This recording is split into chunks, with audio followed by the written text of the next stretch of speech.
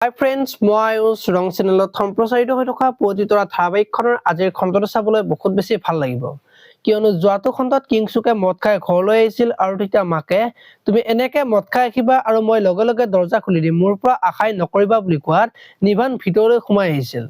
আৰু আমাক একেলগে দেখি চাগে আচৰিত হৈছে বুলি কোৱাত এইবোৰ মানে তই কৰি আছা, এতিয়ালৈকে একো কৰা নাই, কৰিবলৈ বহুত বাকী আছে, আপুনি আৰু আপোনাৰ ছোৱালী আৰু ড্ৰাইভাৰটো মিলি সহজ সৰল জীৱনটো মোৰ শেষ কৰি দিলে বুলি কৈ থকা কথাখিনি ওপৰৰ পৰা প্ৰজ্ঞাই চাই থকা দেখিবলৈ পাইছিল। আজিৰ খণ্ডটোত অনুপ্ৰজ্ঞাৰ ওচৰত যাব আৰু কিংচুকে ঘৰৰ ভিতৰত মা থাকোতে মদ আনি খাবলৈ ক'ত সাহস পালে বুলি প্ৰজ্ঞাক সুধিব।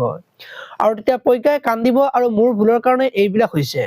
কিংচুকে ঘৰৰ কাগজবিলাক ৰমনৰ মানুহজনে দিবলৈ আহোতে কিংচুকে লৈ মেডিকেলত থকাৰ সময়ত মাৰ পৰা চাইন লৈ তাৰ নামত কৰি লৈছে। তাৰ মতে ঘৰখন চলাই আছে, এইবোৰ কৰিব বুলি কেতিয়াও ভবা নাছিলো, সকলো শেষ হৈ গল, মায়ে এতিয়া একো কৰিব নোৱাৰে বুলি অনুক কব।